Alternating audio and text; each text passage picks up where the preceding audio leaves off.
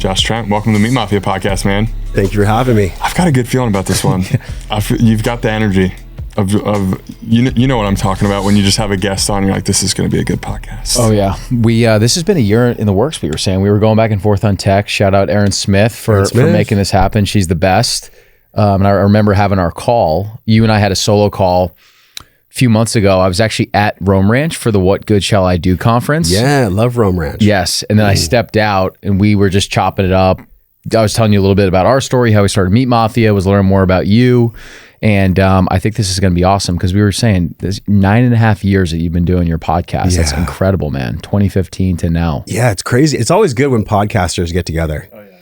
Yeah. Especially when we're really just wanting to give some truth and some value and some honesty to people. I remember that call too, because I thought, wow, this is a guy that's been through some things. Like at the time I was like, who's this young, handsome dude that's talking to me on the phone? And then I realized like you had a real story to you, which is cool, which we all have a good story. Definitely. Yeah. I think we were talking a little bit about just some of the things that I encountered from an autoimmune perspective. And then that actually, I knew who you were and I listened to some of your episodes but then doing my own research on your story, I didn't realize that when you were 21, that's when this whole journey started for you. It wasn't just 2015 when you started the podcast. It was many years before then when you started to figure out more so about who you were as a man, as a person, and your weight loss journey. So yeah, I think the power of shared transformation is such a cool thread to play off of and connect over. Well, the story, I mean, maybe a big seed was planted at 21, but really an even bigger seed was planted when I was in my mom's belly. Yeah. Because I'm so fascinated with this concept of emotional epigenetics and what we actually absorb from our parents and what they absorb from their parents. Someone that comes to mind is actually a really great author. His name is Mark Wolin. He wrote a book called It Didn't Start With You. And he talked about essentially inherited trauma. And so I can see, and it's funny, I was even coming over here listening to Blinkist because I like to do the short notes and get like the real value extraction from books instead of reading the whole book. And I was listening to this study about mice. And it's so interesting that you said 21 because when I was 21, I was in the weirdest possible place of pain and confusion and just really disillusion of the illusion that I think anybody could have ever been in. I was 280 pounds. I was not happy with my life. I had a bunch of things inside of me that I first of all, didn't even know how to feel. And then secondly, even if I wanted to feel them, I didn't have the spaciousness or the emotional intelligence to feel them. So yeah, dude, Molotov cocktail. I mean, when you want to grow, be careful because when you ask the question to God and when you really start understanding what growth is, God, universe will bring you people and circumstances and experience that'll be so challenging. You may or may not have the courage at that time to face it. And that was exactly where I was at 21, for sure. So when you were 21 and started peeling back that onion, what kind of things were you going through? Where were you at in life? I mean, it's cool because I'm 44 now. So this is actually a fun moment for me just to sit here with y'all. I mean, I think about my life over 20 years ago and I was just a very lost soul, which I think most young 20-year-olds are. Especially as men. I grew up with a very strained relationship with my father, lots of father wounds that I've worked through, and my mom was manic bipolar. So I don't know if you guys have any experience with that. Definitely people in your audience have had either a family member or a friend that struggled with emotional health, mental health. But when I'm raised in that kind of an environment, I never really had the psychological or the emotional tools to deal with emotions that I was feeling, or even the food that I was eating. You know, I was an athlete in high school. I played football. I was a long snapper and I was a center. So I was like really big. I could bench press 225 like 30 times. I was an athlete. But when I left high school, all of my training, all of my inexperience and all of my immaturity started to be shown. And I remember I was working, I think I was baling cardboard at Vaughn's in El Cajon, like just super fat, super unhappy, depressed, no guidance, no figures that I could really trust or model my behavior from. And I just look back on that version of Josh with such deep compassion and such deep understanding of what he was dealing with then. And one of the big ways that he was coping back then was with pornography, with this radical addiction to pornography because it stemmed from being overweight, not being liked by women, being angry at women for not being liked or not being loved or not being accepted, kind of like the ultimate friend zone, to use that phrase. And so it set me on a journey of losing, I think 100 pounds I lost. I went from 280 all the way down to like 185. I mean, it was crazy. I basically starved myself. And a lot of this... Over what time period was that? I think it was like 3 months or 6 months. Okay. I mean, I would probably just eat like rice cakes throughout the day because I was experiencing so much pain. And this is what I find in people that listen to my podcast as well. And I know this is going to resonate with your audience too. It's like, we're all looking for peace, but we think we're going to get there by doing something radical. We think we're going to find the peace or get the peace by having some massive breakthrough, ayahuasca ceremony or Tony Robbins or some peak experience that's going to heal us. But I'm here to tell y'all, and I can speak to myself, float in a time machine and just talk to my 21-year-old self. No maturity comes quickly. Maturity is something that you earn over time.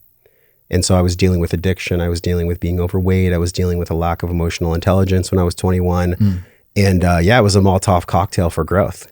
Yeah. I appreciate you sharing the piece on pornography because you talk about something, this massive lever that's plaguing so many men in 2024. It's pornography. You think about the percentage of men that have watched porn for years before they've ever had like a sexual encounter with a woman before. I can't even imagine what that data points to. But even for you, so you were 21, but this is over 20 years ago. So even you were addicted to it back then, but it was probably not anywhere near as readily accessible as it is now, where you could just like go on your phone and pull it up whenever you want. Yet it was still something that plagued you. And it just always, for me, it's whenever I've struggled with addiction to it, there's just this constant dirtiness and shame that you just constantly carry around. And sometimes it's more profound than others, but it's always kind of sitting there. Is that something that you resonated with as well? When you were talking, what I was visualizing was almost like a demon in the corner of the room doing push-ups. Literally. Right? Yes. Addiction's really interesting because Gabor Mate describes it as addiction is the opposite of connection, either to self or others.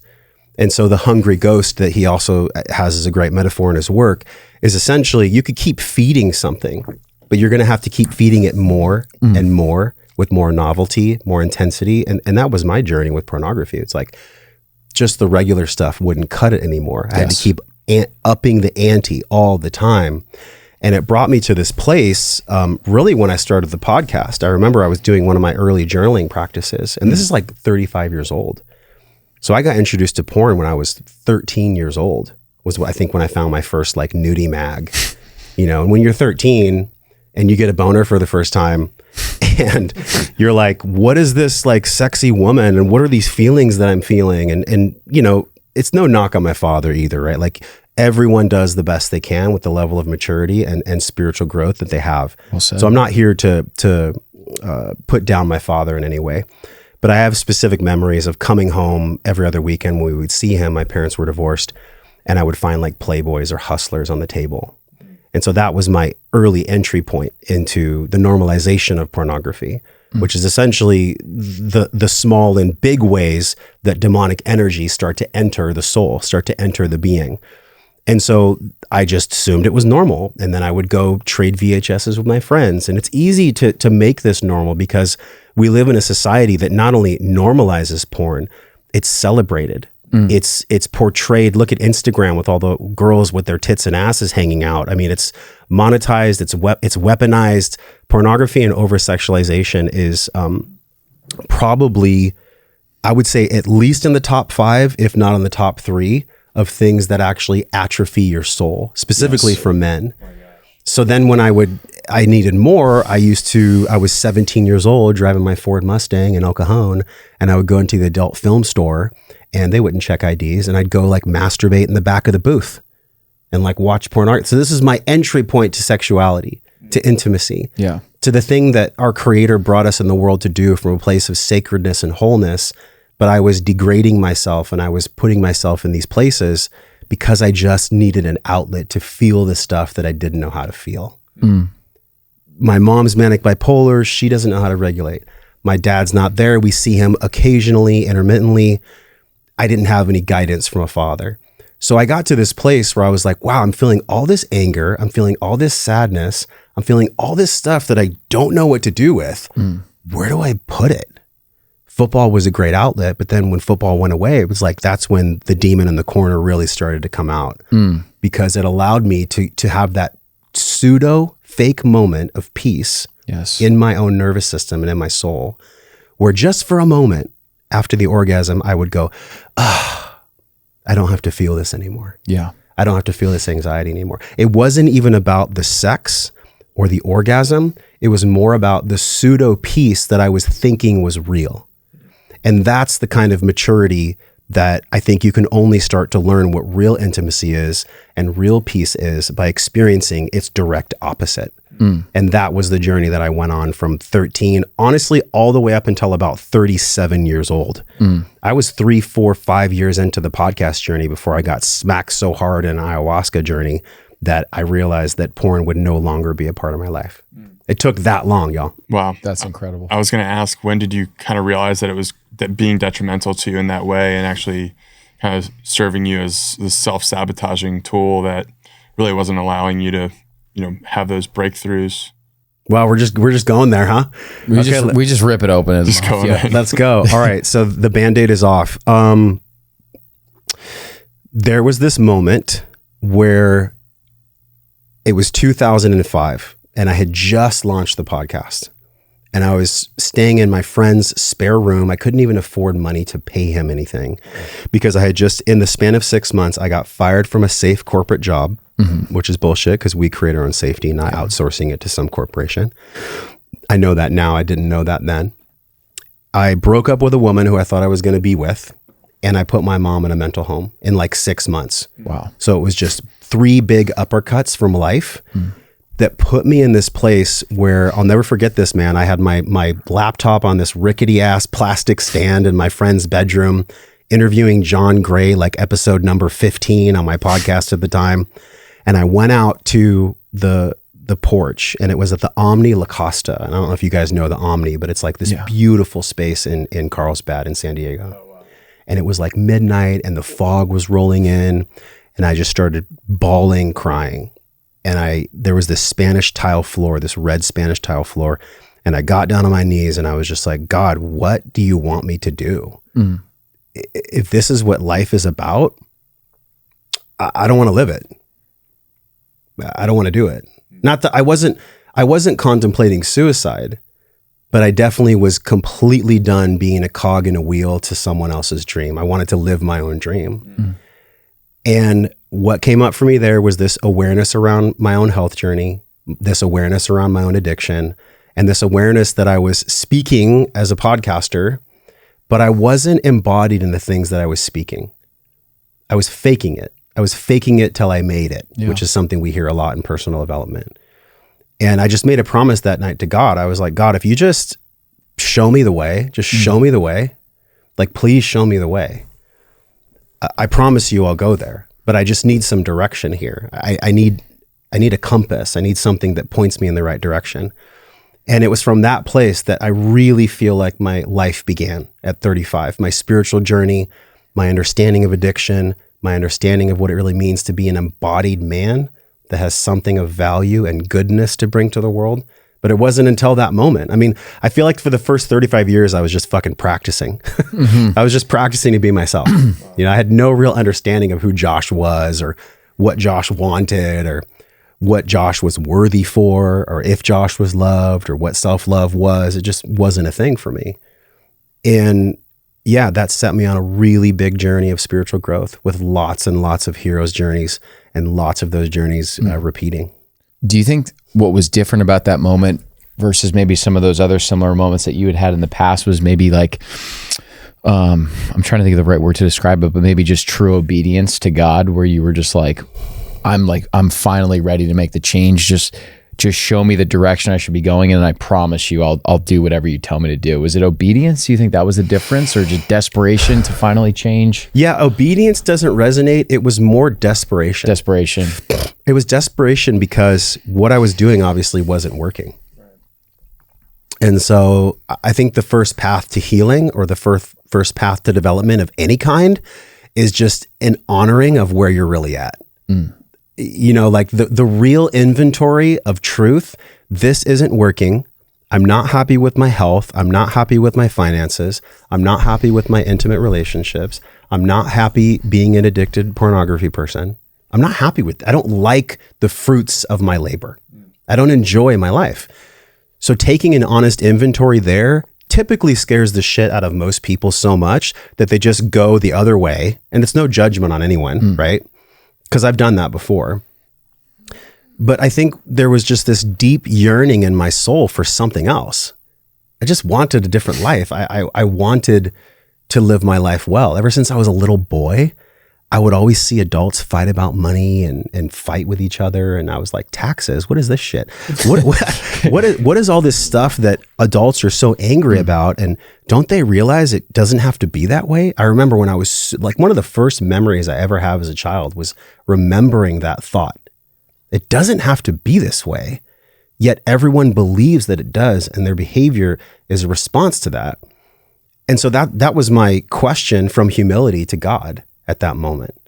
God, show me the way. I'm humble enough to be broken so much that I'm open to your guidance. I mean, I was angry at God for so long. There were moments in my life where I can specifically remember saying things like this: fuck you, God. Fuck you, God, for not healing my mother. Fuck you, God, for letting babies die. Fuck you, God, for murderers. Fuck you, God, for my father not being, just so much anger, right? And if you look at David Hawkins' work in the emotional ladder and the frequency scale, I was just stuck in that lower level of frequency. I hadn't come to acceptance. I hadn't come to the courage to change. I hadn't come to willingness to do different things. I hadn't come to any kind of self-love practices. I was very low on a vibrational scale. So all that said, it happened in the most perfect way that I could sit here with you guys at 44 and say, wow, what a fucking journey it's been. I'm so grateful for these hardships. I'm so grateful for these lessons. At the time, I wasn't. I was definitely not grateful when I'm bawling my eyes out to the clouds where I thought God was. I know now that God is everything and everyone, and also no thing and everything at the same time. But that was really the culmination point of that. And by the way, like there's been multiple journeys in that same vein since then. It's not like we just have one breakthrough in life and then that changes us forever. That can be a reality. But I think if you're really committed to knowing God and knowing who the hell you are, knowing yourself, you're going to have multiple dark nights of the soul, multiple moments where you lose everything, you go through a health journey, you lose a relationship, you go through trauma, and it's how you respond to it.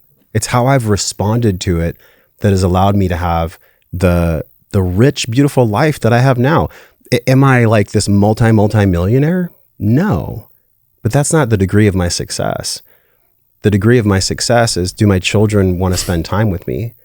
Does my lady enjoy my company? Do my friends trust me?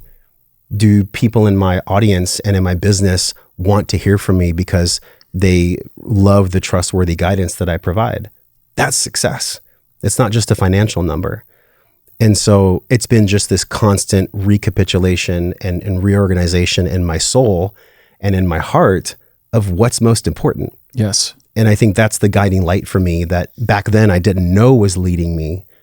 But I can sit here now and say, yeah, that's what's leading me now and has always been leading me. It was this guidance from the creator that brought me here to the world, the one that's dreaming all of our lives through us. Could you map out your spiritual journey? Like, did you grow up in faith? Like, when did you were clearly communicating with God, even though you were mad at him? So like, when did you kind of start having those questions and realizing that, you know, maybe this was more of like a spiritual side of you that needed to be healed? That's a good question. I like the Meat Mafia podcast. Thank you. Yeah, because y'all get to the meat of it. Let's get to the bone. The meat of it is this. Even in the vein of the word mafia, I'll answer the question, but I'm going to go around the bus real quick and I'll get right back to that question. The mafia that exists here in the world right now is a mafia of demonic intent or malevolent intent. And there is a war going on for our souls and our minds at all times. Now, to the degree that we participate in that war, Whatever I feed with my anger, my resentment, and my behaviors that are harmful to myself and others, that's what perpetuates the war. That's what demonic energy feeds on. So the only way that I can really, I guess, map out the spiritual journey as to what you're asking is with the awareness of that one fact as a starting place, that we are in a war for our souls. We're in a war for our hearts and our minds. And if we can just be honest about what's really around us, the kind of cosmic soup that we're all swimming in, where we're all wanting to learn how to love ourselves and love other people and accept ourselves and be the best version of ourselves that we can possibly be. That was my starting place. And it really came from doing the podcast. The podcast used to be called Wellness Force. And it wasn't until 2022 that I changed the name to Wellness and Wisdom, because it was actually from a mushroom journey. And I'm going to credit Carrie Michelle, mother of my children, my love. She turned to me and she's like, well, what is this discontent you're feeling? And I said, I just don't resonate with this word force anymore. It doesn't feel good to me. Like the etymology of the word force is like a taking. And I don't want to take from people. I don't want to force my life. I want to live my life well, which was that question that I asked myself when I was a little kid. And she's like, well, what are you really looking for? Isn't it wisdom? Why don't you just call it Wellness Wisdom? And just like full body Christmas tree came on, the hair stood up on my neck. And I was like, yeah, it's Wellness Wisdom. But it's actually not one or the other, it's both. And so that's when the podcast became Wellness and Wisdom, because the mapping of my spiritual journey came from being in my mother when she was going through traumatic stress, fighting with my father. They got divorced and he left when I was like 2 months old. I was born into the world less than 5 pounds. So I was a preemie baby. I had to be in an incubator for the first 30 days of my life. I came home on Mother's Day, which is kind of a cool thing. And then from there, it was having chronic sinusitis and dealing with gut dysbiosis and taking multiple decades of antibiotics and not having the structure of a father figure in the home to guide me and to teach me what is right and wrong. And again, this is not a knock on my father. Like, he didn't get that either, right? To go back to my emotional intelligence, emotional epigenetic point that I brought up in the beginning. But the mapping could be simplistically stated as, I chose this situation for whatever reason. My soul chose this situation with a mother that was struggling, with a father that was struggling, and then to have multiple decades of struggling, to experience the depths of struggling myself so that I could understand and know the people that I now am in service to that are going through similar yet uniquely different struggling. That's the mapping of my journey. And it continues because wherever you go, there you are. My grandmother told me that once, and it was like the most powerful wisdom I've ever heard. I think I was moving to Hawaii when I was going through my evolution, and I'm like, yeah, Grandma, I'm going to move to Hawaii, and I'm going to like get physical, and I'm going to change my life. And she looked at me and she goes, well, wherever you go, there you are. And I didn't know what she meant at that time, but she planted a seed in my psyche that I can speak to you about now. And it is, just because I change my environment, just because we change our environment, our city that we live in, our friends, yeah, that can help, but it's not the panacea. It's not the golden ticket of evolution or maturation just because you do something quick. And so it was moving to Hawaii. It was getting into personal training. I did personal training for 10 years, which was amazing. It was a great communication tool. It was a way for me to understand women because I didn't grow up with a sister and I didn't really have a lot of relationships with women when I was a young man. And then just going through the next stage of having this dark night when I started the podcast, and many dark nights before then, which we probably don't even have time to go into, but there was many of them. Lots of anger and resentment towards my father, lots of unconscious things that I didn't know how to feel. But it wasn't until I started the podcast that I really got clear on what healing I needed and what healing I got to do publicly. Because that's what great conversations really are. That's what great podcasting really is. It's when you're honest about your stuff publicly and you share exactly where you are and there's no bullshit and there's no hiding. It's like, we all have problems. Yes. Stop hiding. Live your life liberated. That's something that my team and I on a retreat just got very clear on as a company standpoint. We all have problems, guys. All of us have problems. But the more that we hide from them, the more that we feed them. We're only as liberated as our darkest secrets. So if I want to live a liberated life, if I want to be free, if I, like everybody, the election just happened, right? And everybody's like, oh my God, everybody's feeling a lot. I'm not here to say you should or should not vote for anyone ever. But are you the president of you? Yes. Are you the governance of you? Because we can never actually be liberated or free if we outsource our power, if we hold dark secrets, if we're not doing this spiritual work. It's been this constant culmination to your question of what is the map? Gosh, sometimes I don't even know how I got here, dude. I can't give you the perfect map. But I can say that it came from just this really honest place of what is the answer to the question that's burning in my heart? And that answer came multiple times in my life. And it was just be honest and just keep going. Just be honest with yourself, with others, and just keep going. Don't quit. Yes. That's the thing that stops most people is they're so dishonest with themselves about where they actually are in their spiritual, personal, emotional development that they fake it for so long. And it's like, eventually your arm's going to fall off if you just hold that mask up forever. Something has to give, right? Yeah. Disease, cancer, something will come in and just knock you on your ass. So that's the map. I don't know if I answered that perfectly. No, that's great. But there isn't a perfect map. Yeah. There ain't no perfect map for maturity and development. Yeah. It's different for everyone. Yeah. There's so much wisdom and truth in that answer. And I'm thinking about you saying we're so focused on the election and this construct of you being the president of yourself.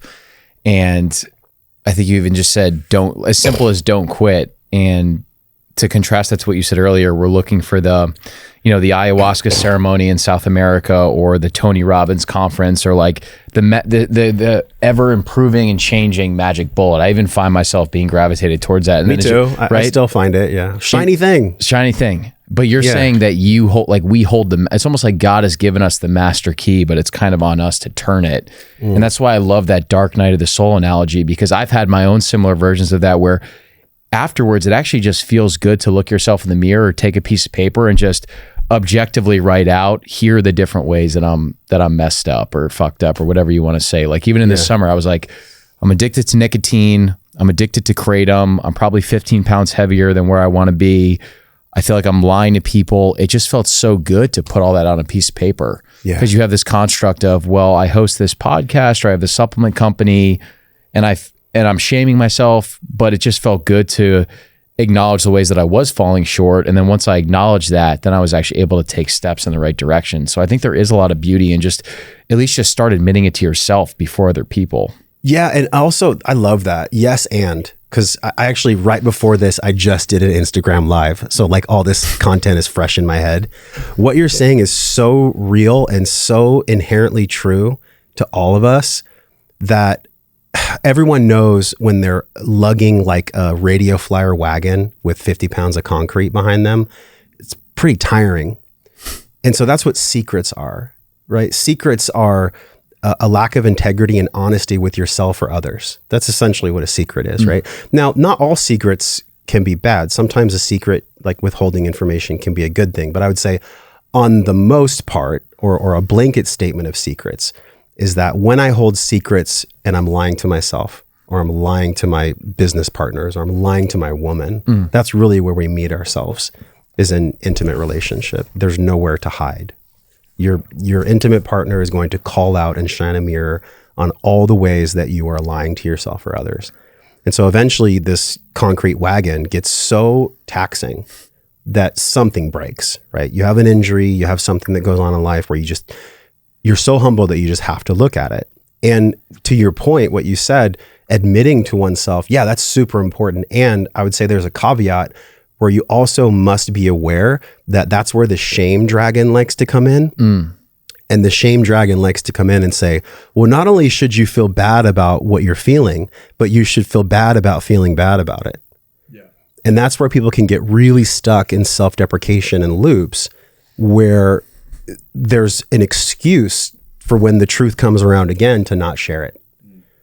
And that's really important to feel, is like, yes, there is power in truth. There's power in admitting truly where you are, and also have the awareness to say, thank you, shame dragon. Like, I got you. Thank you for coming in and actually testing my resolve to make sure that my admittance to the truth is real and is honest. And also, I don't need to bathe myself in the pain body and go into this shame spiral that will then perpetuate me not sharing next time. That's a big piece of emotional intelligence that I think us as men struggle with, right? Because we don't want to be seen as weak. What man wants to cry publicly? What man wants to admit that he's addicted publicly? What man wants to share his deepest, darkest shit publicly? I mean, maybe not us, because we're podcasting about all these things all the time. But there's so much power in that if we can hold the world of sharing our truth, and also the intelligence to block any kind of intrusive, dark, disempowering energy from coming in and giving us excuses or justification to not share again, because it felt so revealing and so challenging to share the first time. Well, the little dark voice might come up and say, well, you're not going to share again, are you, dude? You ain't going to share more stuff, are you? You already shared enough. No, the antidote to everything is sharing. That's the antidote to all the dark stuff, is actually just to share whatever's real for you.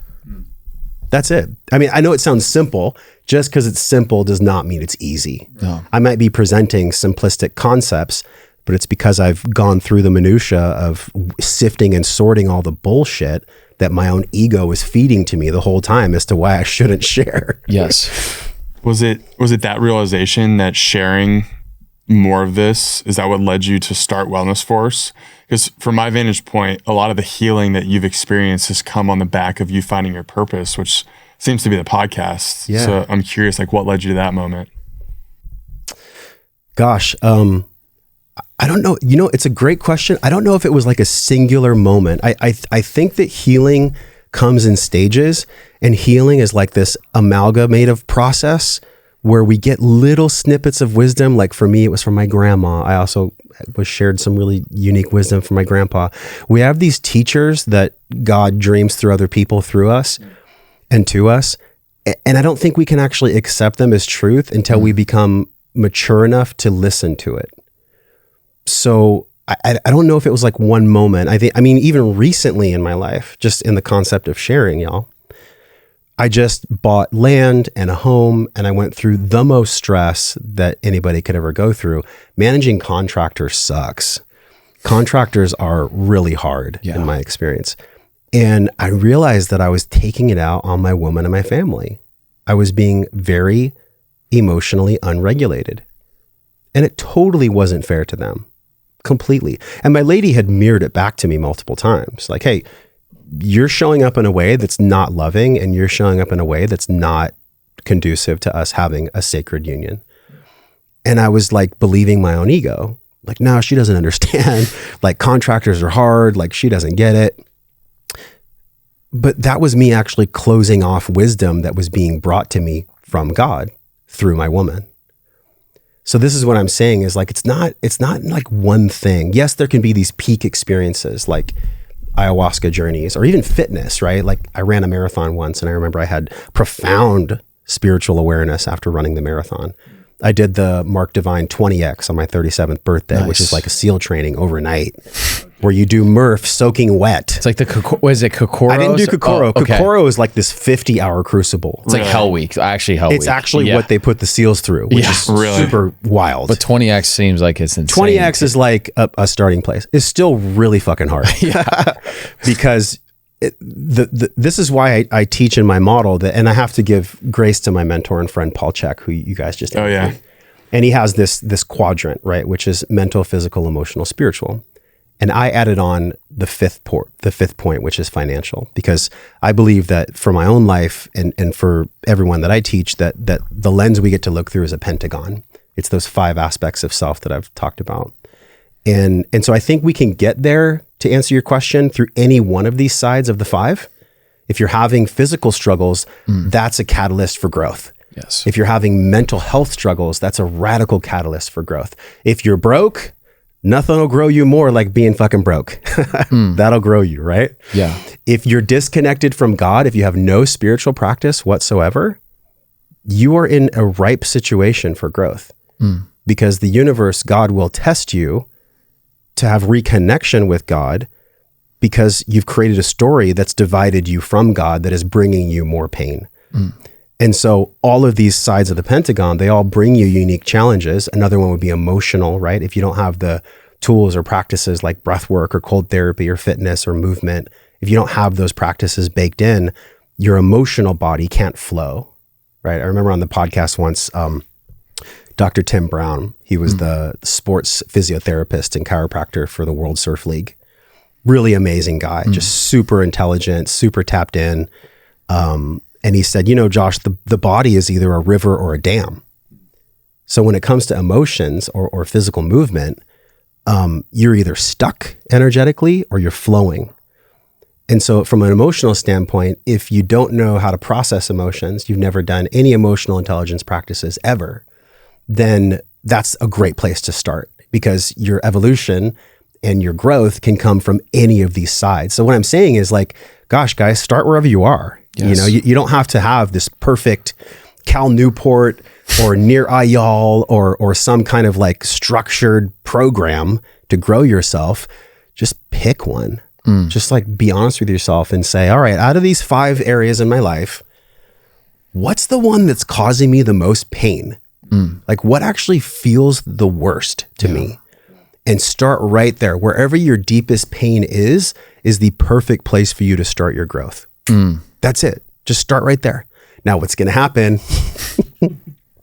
is the ego is going to come in. It's going to creep in. It's going to say, oh, you don't want to start there. That's too hard. Yes. Clean the house instead.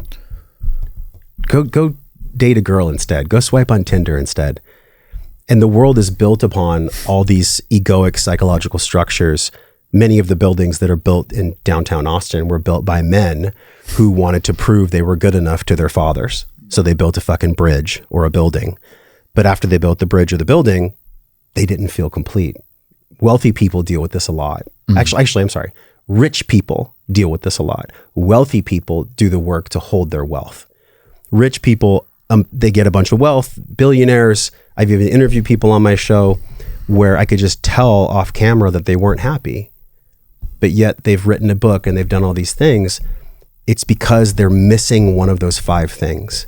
And typically, I would say overarchingly, it's because people don't have a connection to something outside themselves. They're missing that spiritual portion of the Pentagon. They don't have a relationship with God. They haven't, from a humble place, asked God for guidance. It's just not part of their repertoire. It's just not something that they're open to. So I would say that's like probably one of the most important things to look at when we even talk about this concept of growth, right?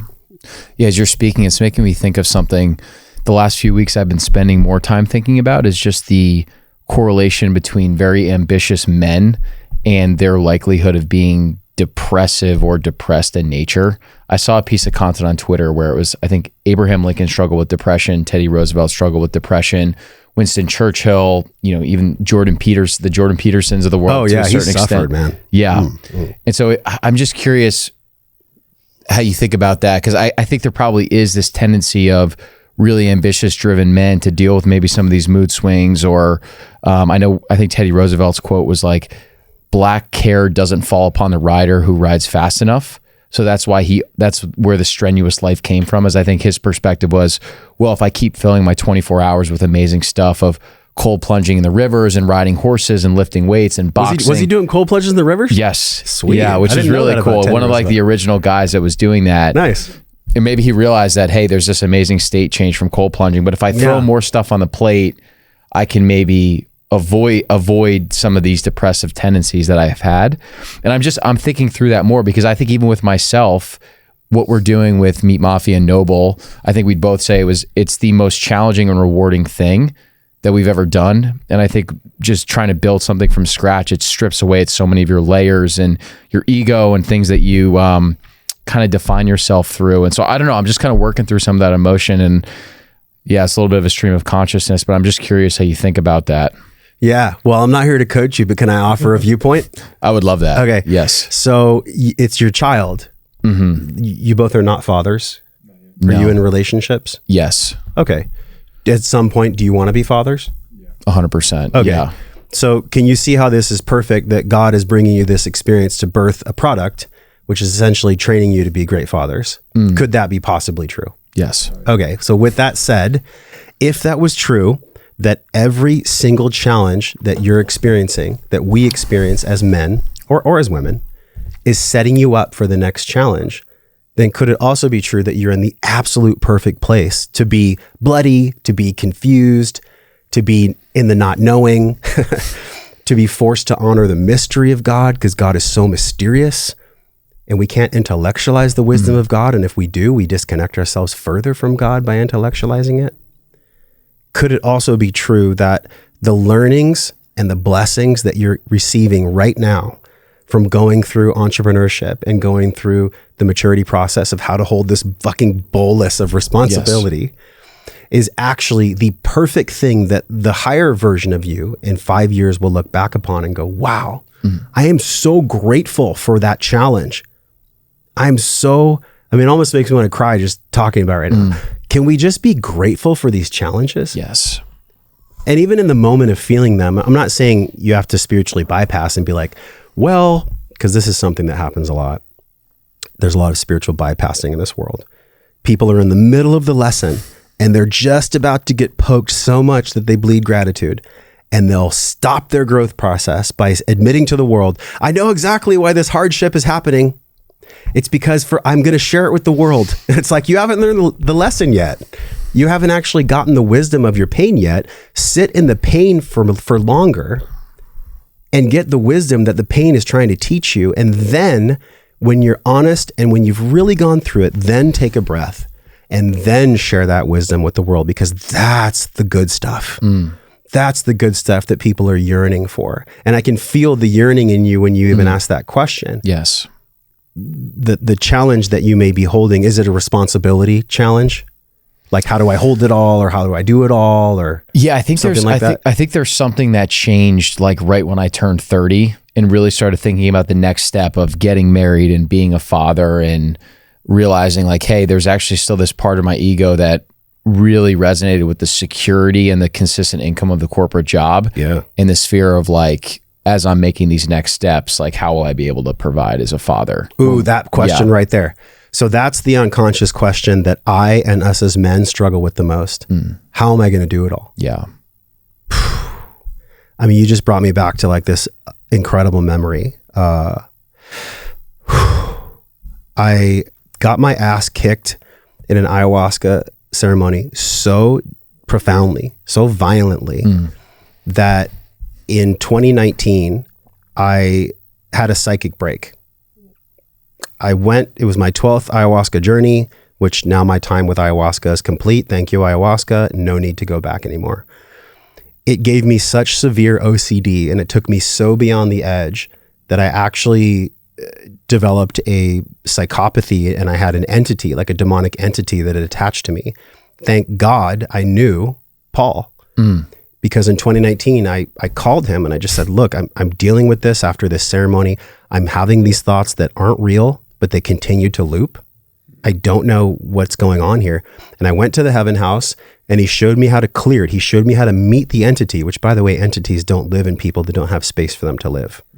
So entities actually are just a byproduct of us. And they attach to give us a learning through pain. Some people don't come back though. So I'm not an advocate for all plant medicines by any means, right?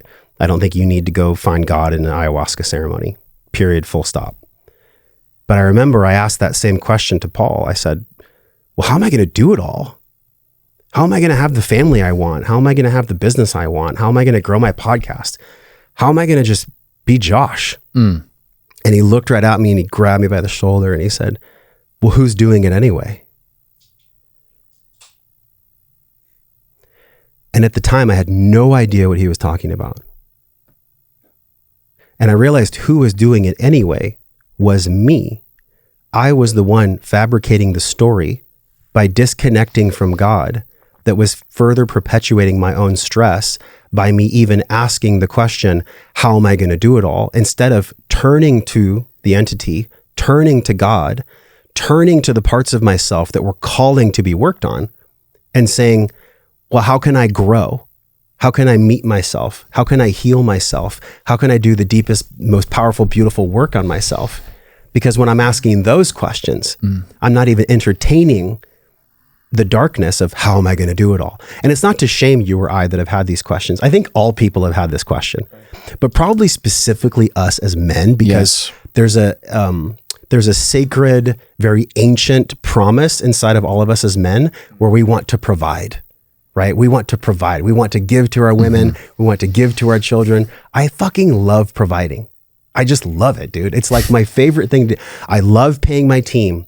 I love making money. I love it because it's an energy exchange. It's something that I can feel proud about. I can put my name and my being behind it. And it took probably a couple years, you guys, for me to actually let Paul's wisdom sink in. What he was saying was, it's all God. It's all God. Who's doing it anyway? God is doing it because I am made from God. God is dreaming God's self through me. So God is wanting to have this unique experience through my own confusion where I ask the question, how am I going to do it all? God wants me to suffer and struggle a little bit because the only way that I can even answer that question, paradoxically, is by not even worrying about it, by not even feeding it, because whatever I feed grows. Wherever my attention is placed, it grows. So instead of me answering the question, how am I going to do it all, which is a very intellectual question, how am I going to do it all? Well, I got this spreadsheet and I got my P&L and I have these affiliates and I'll do it that way. But there's a lack of trust in that. That's exterior motivation, right? In psychology, they call it intrinsic motivation versus extrinsic motivation. That's an extrinsic model of me being safe. That's an extrinsic model. My question is the wrong question, is what I'm saying. And your question is the wrong question. Not because I'm shaming you or blaming you. It's a fucking great question. Yeah. It's a really great question. But really the question is pointing you, it's a cover question. The cover question of how am I going to do it all? Or when I'm with a woman, is my dick big enough? Am I sexy enough? Do I have enough muscle? Am I good looking enough? Am I worthy? These are all cover questions. For the deeper questions that are really wanting to be answered and fulfilled, and the cover question is always pointing us and redirecting us to the more meaningful question. And that is, God, what is it that I most need to learn? And how can I be most humble to learn it? That's a prayer that I said for 2 years when I was going through healing OCD after the psychic break. I would close my eyes. I would sit in like the sauna space, or I would just sit somewhere and I would just ask God, what is it that I most need to learn?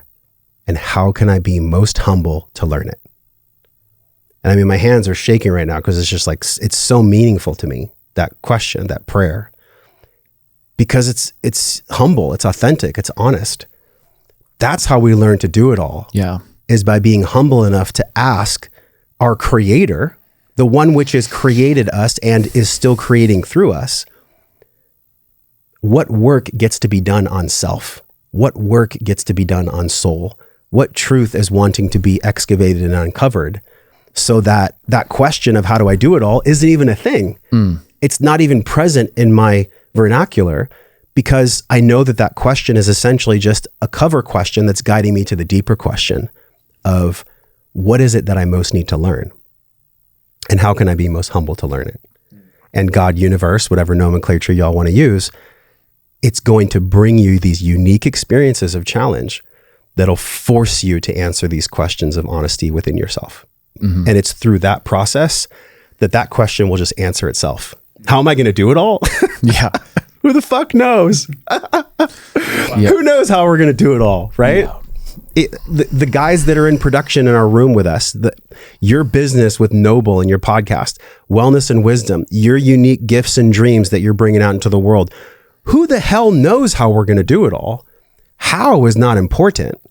What's most important is what work do I get to do on myself that's going to make that question not even important anymore?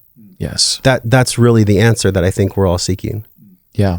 And it's as you're speaking, I'm just thinking that almost just reminding myself or us to just trust the fact that, we're made in the image of God, and he's given us such incredibly durable hardware and software. Like we can literally withstand almost anything. Yeah. Which is so powerful. Except for soy. Or canola. or seed oils. Yeah. Can we please talk about that at some point? We will. The Whole 30 debacle and seed oils, for Christ's sake. Because that's the bottom of the Pentagon, right? The physical? Yes. Absolutely. Okay. Sidebar, my bad. And that's probably the best the best reason to eat healthy. I think Evan Britton said that on our podcast is the most compelling reason to eat healthy is that bottom base layer of the pyramid to develop an antenna to God and the connection you'll feel. I mean, these lights are plugged into the walls, right? Yeah. What happens if that conduit is dirty and it can't give or receive electricity? The light doesn't shine. Totally. We're the same way. I just find it so fascinating that people can't just feel the simplistic truth of that. Yeah. That you could just eat Cheetos and seed oils and crap and think that you're going to have some type of a great life. It's actually not possible, right? People love to talk about George Burns, how he smoked cigarettes for like 100 years and he lived till 100. Of course, there's going to be outliers, right? Yeah. Some people just have a unique karmic path, dude. Trump's a great outlier. Yeah, what do you think about Trump's diet? Fried chicken. He's a horse. He's just a war horse. Yeah. But see, what's interesting about Trump is he has this powerful belief. He's done so much work on his mind. And I'm not here to say Trump is a great person, right? There's lots of things about Trump that I don't resonate with. There are some things about Trump that I resonate with. But if you look at the way he speaks, it was the greatest thing ever. I'm the greatest thing ever. And the things we've done are the greatest thing ever. He believes it. And it might be hubris, but he believes the things that he's saying. And it's actually a great spiritual teaching that I think he's providing in his own unique kind of fumbling, egoic way, that the words that we speak are spells. When we're talking to each other on podcasts, when we're connecting with each other, we're casting spells on each other, right? My body is mainly water. My voice box is resonating at a frequency. I'm imbuing y'all with frequency. You're imbuing me with frequency. Everything in this world is frequency. This chair is not whole. It's vibrating. This mic, everything around us is always moving, yet we think it's still. And so I don't know about Trump's diet per se. Definitely not the healthiest from what I've seen, like KFC on the airplane and McDonald's and all that. But that also is a byproduct of his own shadow, right? So Trump is showing us light and good lessons that we can live in our life, but he's also showing us publicly his own shadow, right? And I think if we have any maturity, we can see that too. Yeah. Can we get into some of your daily practices? Like, what are the things that keep you humming at, as peak performance as you can possibly get? What does that look like? Well, I'm a father, so the concept of peak performance is different. Managing performance. Well, I mean, and thank you for these great questions. I really just appreciate the depth, the meat of what we're talking about. Appreciate your honesty. Yeah, thank you for being transparent. Yeah, and I really hope y'all feel this because like I'm not here to bullshit. I'm here to just be as much Josh as I can be. What keeps me in optimal performance is emotional regulation. It's actually, I just had a team retreat. I flew in my whole team from across the world and I got more healing on the retreat than they did. I thought I was going to be of service to them. That's awesome. And I was shown my own dream. And to answer your question, yes, there's some really amazing tactical things that I'll share that are really meaningful and pivotal to my life. But before we drink the update or the tonic or before we hydrate, it's like, why are we doing all this stuff in the first place? What is the belief I have about myself? What is the thought that belief creates? What is the feeling that thought creates? And feelings are a guidepost to emotion. And then what does that combination of emotion and thought trigger me to behave in? BTFA, belief, thought, feeling, action. It's a simple concept that everybody can understand. You have a belief, it creates a thought, it creates feeling and emotion, and then it creates action or behavior. It's actually quite simple. I learned this from Charles Duhigg and Nir Eyal. They're behavioral psychologists, really smart men. The behavior of habit, Charles Duhigg? Yeah. I think Power of Habit. The Power of Habit, yeah. And then also a really good behavioral psychologist is BJ Fogg. I think he's from Stanford. I don't know who that is. But just really simple ways to understand why we do what we do. So then one would ask oneself, okay, once I've done an emotional inventory, an honest inventory of my BTFA loop, right? The way that I behave and why and what feelings are connected to it and basically the fruit of my labor. Then at that place, you can be honest with yourself about what tactical things what nutrition, what hydration, what fitness practices, what physical practices, personal practices can be stuck in there. But if that's bypassed and there's no awareness of your BTFA loop, then it doesn't really matter if you shine a Juve light on your balls or if you're doing 15 minutes of cold plunge at 32 degrees and breaking ice with a hammer. Like, none of that shit matters if you don't do the inventory first. Like, that's the most important thing. So I do the inventory as much as I possibly can. That's my biggest hack, if you will, for biohacking or physicality or just self. And then from there, I'm becoming even more strong about contrast therapy, even more strong about cold and hot specifically. I just got a new sauna from Sun Home Saunas. Shout out, because it's like almost zero EMF. It's bulb technology. That's amazing. A lot of the saunas have high EMF. And so I'll do 15 minutes, 20 minutes at like 170 in the Sun Home. Then I'll go right to the cold plunge. And I'll do cold plunge for 3, and I'll cycle that twice, maybe 3 times if I have time. Sometimes that's all that I get, even if I wake up really early, because the children are awake. And when the children are awake, they deserve full presence and attention. We also have hired a nanny, so that's really helpful. We have a calendar. I have a work calendar, a family calendar. I mean, there's structure, right? So what I really love is bringing that masculine structure.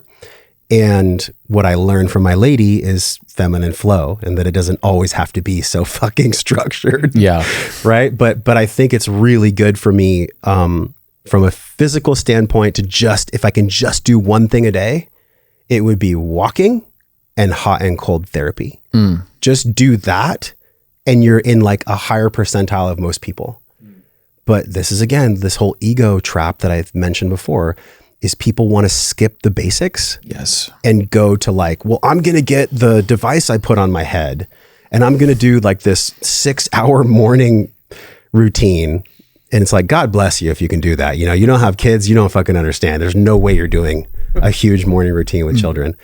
But I really love that. And I've been focusing a lot on free motion. So I have a dual stack free motion in my gym. Body weight pull-ups, body weight push-ups, stretching, mobility. I don't really do heavy lifting at all anymore. Maybe occasionally, but I'm also just in my own health journey right now with hormones and with optimization, where I don't feel like lifting heavy is good for me right now. So, but that goes back to my self-awareness, right? Like, do I need to lift heavy right now? Well, if my body tells me, then I will. But right now my body is just wanting movement. It's just wanting fluidity. It's wanting hot, cold vascular therapy. It's wanting like the hormesis from being hot and freezing. I also have a pool at my house, which is really cool. Nice. Doing the sauna and then going in a pool when it's cold is pretty amazing. Incredible. Swimming underwater is pretty amazing too.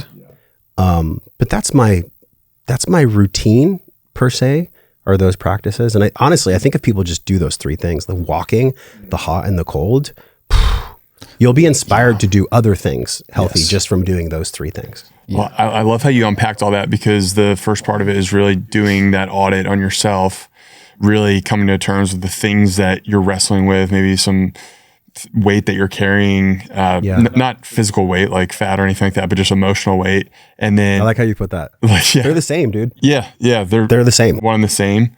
But also, you know, walking is an amazing therapeutic in terms of just getting those thoughts out of your head and just kind of getting in that flow state. And then contrast therapy, also a great way to get within your body and just get in that breath. So I love that practice and the simplicity of it. Like, on top of that, if you just eat right, you're probably feeling great. Yeah. I mean, gosh, put some meat in your body. Like, really, like I get that there's a subset of the population that may thrive for a while eating a vegetarian diet. I'm not here to say that's good or bad. It just is what it is. Actually, to quote our friend, Paul, he did a vegetarian diet for a year because he wanted to feel what it was like. He wanted to have that experience. So I've personally known a lot of vegetarians. One guy, my buddy, Ronnie Landis, he was a vegetarian for 10 years. And one day his body was screaming at him so loudly that he was just like, I'm going to eat steak for a month. And then his face looked different. I mean, everything about him looked different because he was just eating high quality meat. There's a glow. There's a glow to their skin. There's a glow. We've had former plant-based guests on that said that they were getting hit with dreams of, like, we had one girl that was getting dreams of cooking eggs topped in Kerrygold butter. And then she stopped like a decade of plant-based diet with that exact meal. There you go. Yeah. Sorry, I didn't mean to cut you off, but no, it's like you do get hit with your body, or your subconscious or your conscious hits you with these signs of what it actually wants. It's just craving those nutrients that it's not getting. Well, think about it. So you guys have heard of this book, The Body Keeps the Score, Bessel van der Kolk, about trauma, and the body has a language. So if your body's speaking to you and it's asking you for something, and from a more moral lens, you tell it no, eventually it's going to hit you so hard that you have to listen, right? Like I'm sure even with your colitis journey, you had the body screaming at you in some way and you had to pay attention. Shitting blood 30 times a day will do that. Yeah. Yeah, that'll get your attention. Yes. But had I listened to it in the beginning, when there was like a little bit of blood in the stool or whatever, I could have probably reversed everything. But to your point, it's like I wasn't listening to the scoreboard that I was being shown, which is why I got so sick. Yeah, and it's not like I've tried to blunt that voice as well. So I'm not here to shame anyone that's not listening, right? I want to be mindful of that. But on the flip side, gosh, you don't have to suffer so much. You can learn from someone like you that's been through a health journey and share what you learned. See, you did it right. And this actually goes back to my other point. I know I'm jumping around a little bit, but it'll make sense. Remember earlier I was saying that a lot of times we'll ask a cover question because there's something deeper, or we'll behave in a certain way when it comes to food that, you know, we're a carnivore tribe member, we're a vegan member, we're a CrossFit member, we're a fruitarian member. Because we have this ideology that's from a moral standpoint that may not resonate many times with what our physical body actually needs. But the mind has taken over because, well, this is my identity. I have to put chalk on my hands and do Kipling pull-ups even if my shoulder capsule explodes. I have to go eat raw celery every day because that's what the medical medium told me will heal my foot. Like there's just so much crazy shit out there in the health world. And a lot of times from what I've found, it's really just slowing down when you eat. And if you slow down enough, you'll look in the fridge and you'll just resonate with something. But we get so habitual that it's like, well, I have to get this much protein or I have to get this much thing. If you slow down enough, things will start to become more clear. It's like, you know, you've seen this meme on social where, you know, when the glass has a bunch of dirt in it, you can't see through it. But as soon as you just let the water stand still, all the sediment goes to the bottom and you can finally see what's in the cup. It was the same way with food. There are certain seasons of life that we must follow with food. And none of us should be eating like shit tons of watermelon and grapes and strawberries and honey and all this stuff during the winter, because that's not when it's grown, right? These are like summertime, spring things. And so if you look at the wisdom of horticulture and of biology and people that study nutritional therapy, like a really great movement is the Price Pottinger Foundation, Wise Traditions, great podcast as well. Look at nutrition and physical degeneration from Dr. Price. Like there's so many clues that have been left by our forefathers and our foremothers that if we just follow the wisdom that they've laid out for us, we won't suffer as much. But I think where we get caught up is just this intellectualization of what I should be eating or how I should be showing up because I want to be in my tribe and I want to be accepted with my tribe, that we actually completely dishonor the wisdom of the body. And in no way is this being more fucking shouted out right now than with the Whole30 bullshit, where they just came out with this adage. Melissa Urban says, oh, well, seed oils of any kind or any source are okay. And to me, I'm just like, I knew right away it was a financial thing. Of course. I mean, couldn't you guys feel that? Yes. How could anyone that for a decade has believed in the actual, you know, probably hundreds of thousands of papers, peer-reviewed papers about the acids that are in seed oils, how seed oils are prepared, how crazy those are for the body, how nowhere in nature could you get a gallon of seed oil. It's just not possible. You could never ingest that. And you'd have to eat like a field of corn, you know, to get that much seed oil. You literally use bleach in the process of making seed oils. How is that Whole30? Or even, I've even heard like propane and hexane and like really harsh chemicals that create seed oils. Yet you have now Melissa Urban, who, and I'll give her grace, I'm not here to shit on Melissa Urban. She did a lot of good for people in the world, and I'm sure in her heart, she is coming from a good place.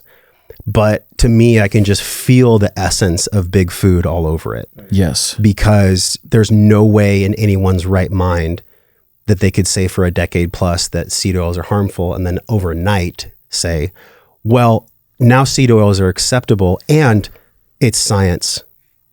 I love it when people say that. It's science, as if that's a god. Yeah, capital S science. It's science, which was the same bullshit that we all experienced during the pandemic, right? Mm-hmm. Well, you should wear a mask and you should get jabbed. It's science. Now the same people have obviously admitted that their science was bullshit. Yeah. So should we have trusted you then, or should we trust you now? And should we trust you then about seed oils, or should we trust you now? Essentially what she's done is she's made herself and the Whole30 movement less trustable, completely less trustable. Yeah. Yeah, it's going to be that branded thing on every processed food product that gets made over the next 10 years that identifies it's a moniker of health similar to organic, and people are just like, unfortunately, just going to fall for it because it's a sign that, you know, it's Whole30 approved, and people see that as a badge of health. But on the back end of that, she totally just sold out to processed foods. You know what was even more crazy is if you went to her IG the day it came out, she actually, and this is how you know when someone is tacitly approving their own judgment, she posted like a yacht, and I think it said seed oil. I don't know what it said on it, but she was basically going along with the hate and saying, oh yeah, I did do this for the money. Look at my new yacht. And all she actually had to do was just come on to a live and say, hey, this is honestly what my heart wants to do with this company. This is the science that I found. This is where I'm at, you guys. But she didn't do that. No. And that tells me that there is some type of unconscious malevolence at play. When someone goes along with the joke or goes along with the hate to hopefully make it go away, instead of just being honest and meeting it exactly where it is. Yes. That's how you know something is foul play. And I did the research. I went on the Costco website because, you know, ironically, at the same time, there's a new Whole30 frozen food line coming out at Costco. And one of the ingredients is olive oil. Now, it's not organic. We know that olive oils are cut with many other oils at times. We don't know the sourcing of these olive oils. I would not be surprised if in 6 months to a year that the Whole30 meals in Costco have canola oil, have safflower oil, have all these oils. I would not be surprised at all, because if she would have come out with that in the beginning, people would have obviously seen the truth. They'd be like, well, yeah, you're coming out with seed oils for Whole30 because there's seed oils in your fucking product. She has to wait a little bit. Whole30 has to wait a little bit. So in 2025 or 26, I would not be surprised if seed oil starts showing up in the Whole30 products in Costco, which if you trace it back, follow the money, that's the whole reason why all of a sudden the science is telling us that seed oils are healthy. I just, for the life of me, cannot imagine what is going on in her soul, what is going on in the soul of the executives at a company like that, for them to flip their stance on something that, by the way, the research that she's claiming was funded by the companies that make the seed oils. Yeah. Right? So it's science. Well, who's doing the science? And what is the financial gain of that science? Because science always exists on both sides of any argument. So who's to say that one science is right and one science is wrong? How do we make that decision? We make that decision for ourselves, not because we're told it's science. Yeah. And the thing is too, is the science is kind of irrelevant. The Whole30 is this incredibly restrictive version of paleo, right? Where it's like there's a list of approved food groups because you're supposed to be monitoring the way that our ancestors were eating. So regardless of what the science says around vegetable oil, seed oils weren't a thing a few thousand years ago. How could you ever get that much? You'd have to hunt for a year and press it in some old school stone press to even get like a cup of seed oil. Definitely. I found this amazing social media account the other day where this guy in his kitchen made like, it was basically like 2 drops of some sort of seed oil, canola oil, but it's like the process of doing it was insane. And he just did it in his kitchen. Yeah, it was wild. Yeah, I just think we're at this point now where 2024 and 2025 is the years of the psyop. 2024 was for sure, which started in 2020 with the whole pandemic bullshit. Yes. 2025 will be the year of the ultimate psyop coming to light. Psyop in taxation, psyop in food, psyop in pharma, psyop in media. All the different ivory tower structures are going to be cracked so hard in 2025, especially now with the leadership. that's in the White House. And I don't think that just because someone's president, it's going to directly impact our lives. I think that we actually govern ourselves. But I do think that presidential elections sway public opinion. Yeah. For people that are less aware or less conscious, it is important for them to have a leader with conservative values that bring family back together, that bring honor back into the system. And again, I'm not here to like be pro-Trump. I am here to be pro-conservative and pro-health and pro-family and pro-wisdom, right? Again, I'm not fighting against anything. I'm not even fighting against anything at all. I'm claiming something. Instead of fighting against something, I'm claiming something. I'm honoring something, because whatever I fight, I feed. So I constantly am being aware of my language in that regard. Yeah. So we're recording this November 6th, the day after the election. It feels wild morning. It feels different though, than other elections. Oh, right? It feels, I mean, he crushed. Oh, He yeah. absolutely crushed. You look at the map, it was just like red. Yeah. Yeah. Even states that have never voted red, voted red. What does that tell you about the consciousness that's peeking through right now? Yeah. And the disillusionment of the media, and I think the massive amounts of gaslighting that have been happening over the last several years, like, I remember just like leading up to the election, just seeing things come up. I'm like, I just feel so like the people in my life, I just feel like I'm having different conversations than what I'm seeing that's like getting pressed on me in the media. So I just feel like the game is kind of up for this legacy media system. Game is up. And I think there's a lot of hope for kind of this whole like counterculture movement that's just like, we want the truth. We want the truth to be restored. We want trust in our government bodies. And ultimately at the end of the day, like we want each other to be healthy. And I feel like we've gotten so far away from that. And even with just like the last administration's view on health, I'm like, I just fundamentally disagree with the people that are putting in place to talk about health, the bureaucratic nature in which they're trying to construct health. I'm like, health is this. It's like, let's like break bread, have great meals, have community, work out together. It's not, when's your next vaccine schedule and all this stuff that's like getting pressed on people.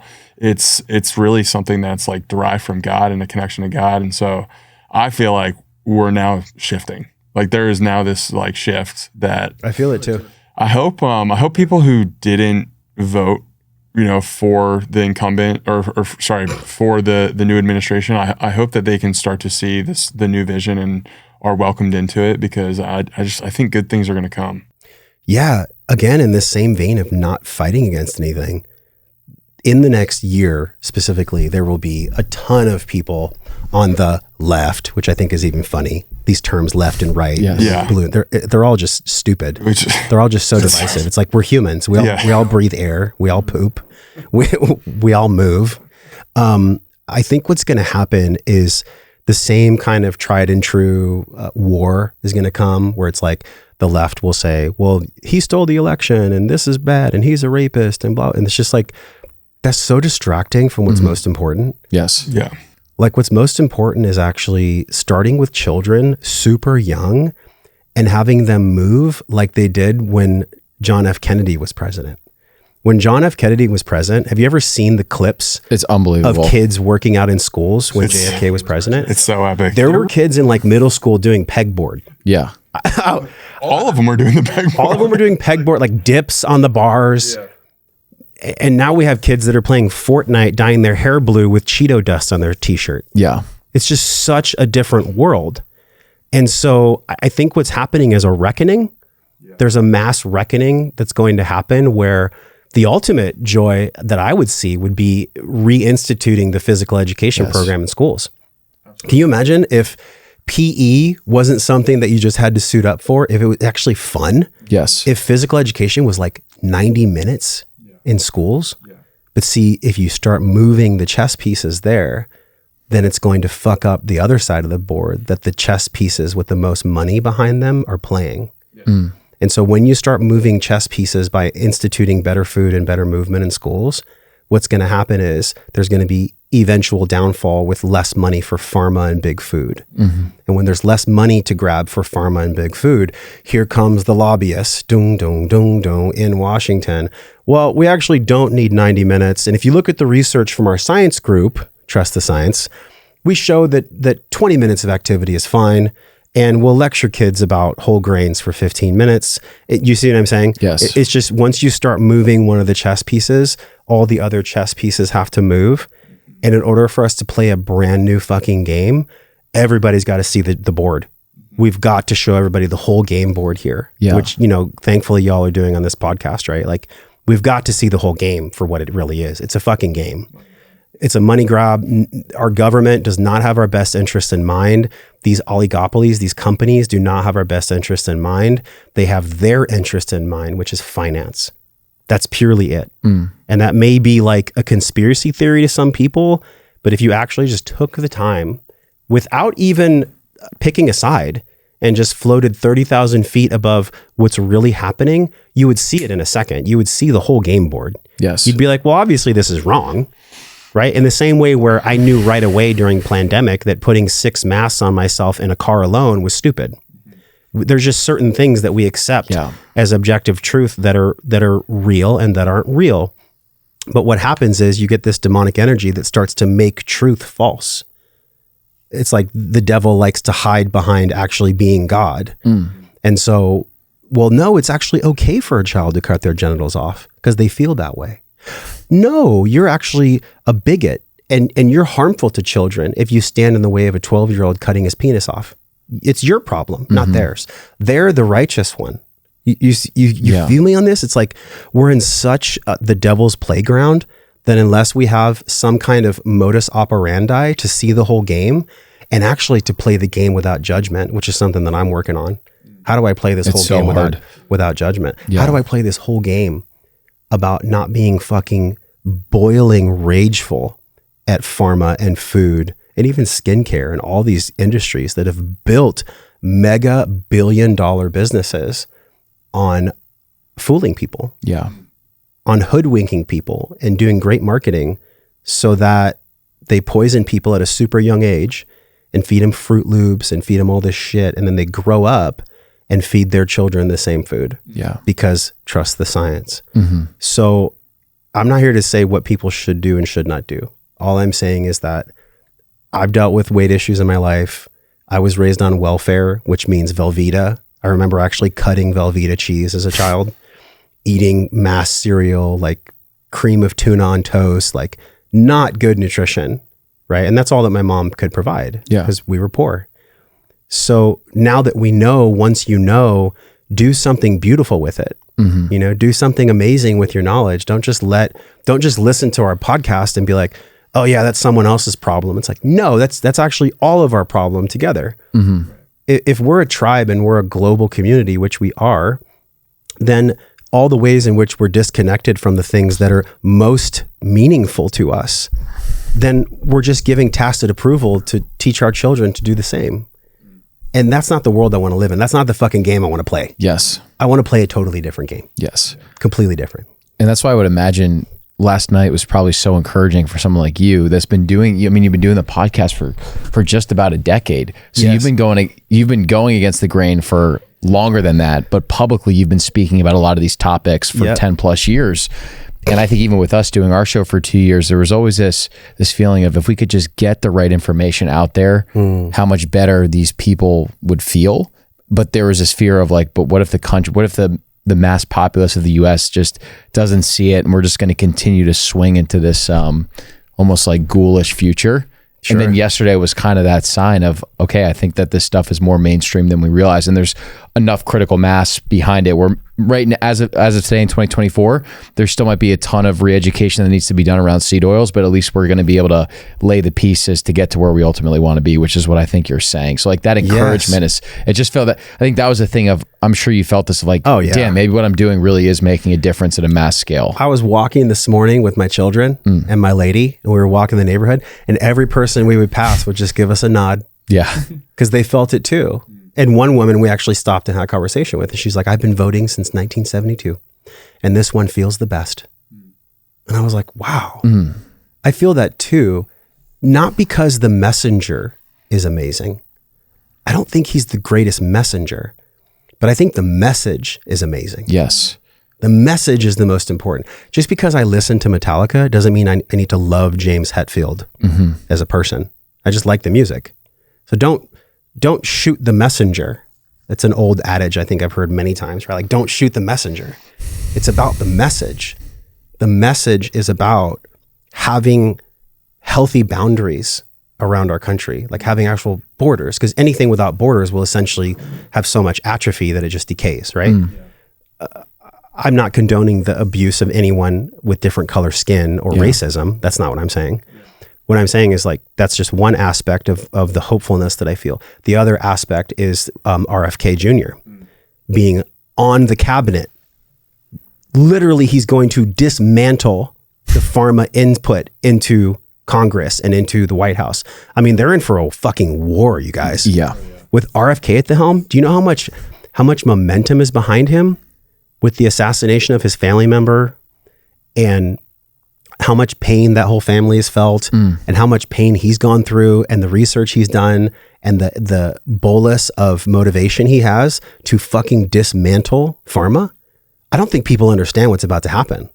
Like, it's absolutely incredible that Trump is there and that he is there, regardless of how you feel about these people as people. I'm talking about the message that they're bringing, the change that they're bringing. That's fucking inspiring. It's so inspiring to know that, you know, MAHA, Make America Healthy Again. It's a slogan. What an amazing slogan. Yes. It's not fight against cancer. It's not fight against seed oils. It's not fighting against anything. It's about making America healthy, right? Or returning to chopping wood, carrying water, like moving, just being a human. Yes. We've complicated the fuck out of this thing. And it's because we've been manipulated and hoodwinked by pharma, by food, by all these mega oligopolies that have come in and lobbied Congress to sway public opinion. And so, do I think that Trump being president is a panacea? No, I don't. Do I think that some really beautiful change is coming? Yeah, I do. I can feel it. I mean, it's fucking inspiring. It's so inspiring. Kind of like the Avengers came together too, like the unity that happened. And I honestly, I was going to say this before you said RFK. I think what RFK did was the first domino that fell that allowed all of these other, it invited in Elon, it invited in Tulsi, it invited in Vivek, all these people who have these different strengths behind who Trump is, who I think is more like of a visionary rhetoric. Like, he's good at casting the vision, and then these other guys are just like executors, specialists, people who can come in and just bring their strengths. Like, I think the unity behind it is incredible. I don't think we've seen anything like it in a long time. No, I mean, where else? Because he was a Democrat for a long time. Yes. Yeah. Right? And so his whole life. Where else have you seen this ever happen? I don't know. I'm not a political expert at all. Like, I typically don't ever even follow politics. But the pain and the anguish that I felt from having my health freedom stripped away in 2020 is so intense that it made me pay attention to politics. Because I got to this point where I was like, wow, I can't even get on an airplane without wearing a diaper on my face that doesn't do anything, that the research has proven doesn't do anything. There's something else at play here. And if anybody didn't have those thoughts or follow the rabbit hole of those thoughts, it's like, bless you. You know, I'm sorry that you were so scared of going down that rabbit hole that you chose not to even enter. But I think we're in this reclamation now of health. Is it going to fix everything? Is there so much work to do that maybe only our children's children will feel? I think the world that we're all wanting and looking for may not happen in our lifetimes. It may not. Yeah, it may not. It might happen in my sons. It might happen in my grandsons. Maybe. Yeah. But gosh, it only happens through beautiful messages that are collectively true, that are objectively true. And sometimes the messenger is outlandish and boisterous and kind of an asshole.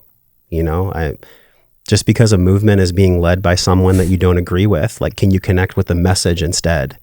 What's the message that's being portrayed? Because a lot of people, they'll just ad hominem leaders. They'll just attack I've had people attack me like, what the fuck do you know about health? You're not a doctor. You're not this, you're not that. And it's like, well, I've been through my own journey and here's my results. And it's been this many hours of study and 10 years of podcasting and this many interviews. Like, what have you brought to the table? Yes. And it's just crickets. Yeah, there's nothing to say. It's fucking crickets. Yeah. Because they're just keyboard warriors with the Cheeto dust on their lap. Definitely. And like, yeah, so I'm excited. I feel very hopeful about the world ahead.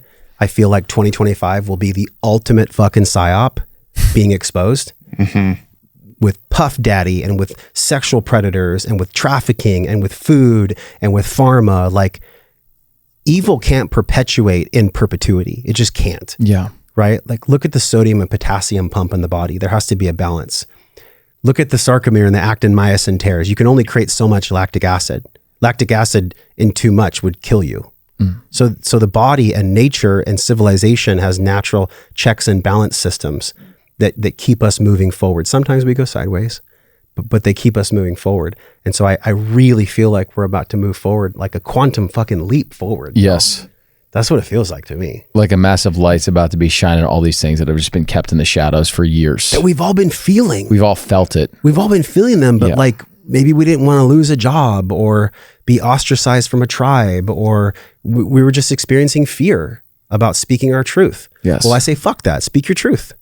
Speak your truth and lose whatever you have to lose, because then whatever you're gaining is built on a foundation of sand anyways, if you're not speaking your truth. And who wants to live a life like that? You want your son or your daughter to see their father live like that? To build a castle on sand? Yeah. It's just not, that's another game I don't want to play. I'm just like not interested in that game. You know, I truly believe life is a game. I do. And there are some times where I forget that. I forget that life is a game, and I get wrapped up in my own shit, and I lose my emotional regulation, or, you know, I go into story about how this isn't happening for me. It's happening against me. And then when I have conversations like this, or when I am in community with people that love me and people that trust me, or I do a lot of men's work, and I hold a men's group here in Austin. And so this art of giving and receiving feedback as men is so important. And the way that we give and receive feedback is just by foundationally having a space of honesty in which we do that. And I know I can feel in 2025, there is going to be more honesty. But before we get there, we're going to have to unpack all the murky, mucky lies that we've all believed to be true. And it's fucking liberating, dude. Liberation is not this sexy process. Liberation is where you actually develop the courage and the capacity and the awareness to say no to anything or anyone that doesn't align with your soul. And that can be really fucking confronting. Like, whew. I mean, I just had something recently about that emotional regulation. I shared with you guys about managing the contractors and being stressed out and taking it on my family. Like that's not okay. No. Where does that program come from? And so then I go into I eat my own dog food. Okay, let me do my own emotional inventory. Where does that come from? Oh, okay. Now I understand where that comes from. Now can I practice being regulated in each moment with breath work, with cold therapy, with honesty? Like, it's not an easy game. It's not an easy game to play. The honest game, it's actually much harder. The honesty game is fucking hard, but it's worth it. It's the only game once you realize that it exists, right? It's so worth it. It's really the only game. The rest of the other games are just bullshit. It's the only true game out there. Yeah. The honesty game. But it's really revealing and really challenging. Yeah. In so many ways. Like, whew, yeah. Well, it feels like the U.S. is about to play the honesty game in 2025. So we'll see. Yeah, but look the hell out, because once we start playing that game, a lot of the things that even all of us in this room or all of us listening and watching this podcast, we have to be open to looking at what we've believed as not being true as well. Yeah. Right? What are the things that I just said that to my lady this morning. I was like, in 5 years, what will I believe that's completely different than what I believe now? Because of honesty, because of looking at it through the lens of honesty. And she was like, yeah, because 5 years ago, dude, I was like a card carrying Democrat in California. Like I remember when Trump got elected, I was like, no, how could this be? And then when I really started to look at actually what's going on based on my health freedom being ripped away, and I was so upset about that, then I started to really see the fucking man behind the curtain. The dude on the mask, or the dude on the microphone behind the curtain, is actually the shadow of us. It's the part of us that doesn't want to be honest. It's the part of us that wants to control.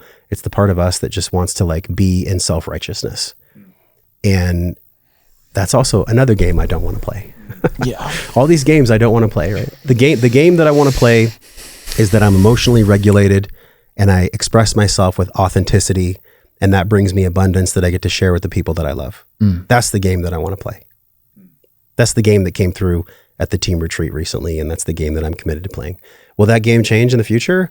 Maybe. I think it'll be similar, but it might just have different words. Yeah. Well, I don't want to pat myself on the back, but at the beginning of this podcast, I said it was going to be an awesome podcast. I think this is Y'all a asked pretty good epic. questions. This was a pretty epic pod, Yeah. dude. We really appreciate you coming on and just you. honestly just being honest, sincere. Totally came through and just love what you're all about and what you're up to, man. Really appreciate it. Thank you guys. Yeah, it was fun. It's fun. supposed to be fun, right? Yeah. If it's not fun, what are we doing? Honest Why are we questions, doing it? honest answers, man. Yeah, like Right? sometimes I'll interview people and I can tell like they're not being honest. And I feel uncomfortable and I'm like, so what's real? Tell me the truth. Yeah. Yeah. What are you really trying to say? Yes. You know, and that's what people want. Yes. So that's how we learn. That's how we actually learn and Yes. do something good with it.